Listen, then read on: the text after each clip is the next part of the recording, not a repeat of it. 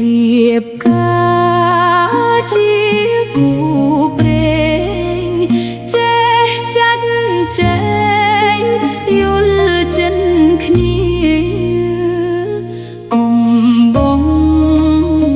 ក៏វេរារក្សាគ្នាហើយគុំវាសនាជួបជាភពសំណាងគុំកងកាងជួយបំណងមេត្តាចិត្តប្អូនបងចេះថ្នាក់ថ្នមក្តីសង្ឃឹមផ្ទៃប្រពន្ធចេះអត់ធ្មត់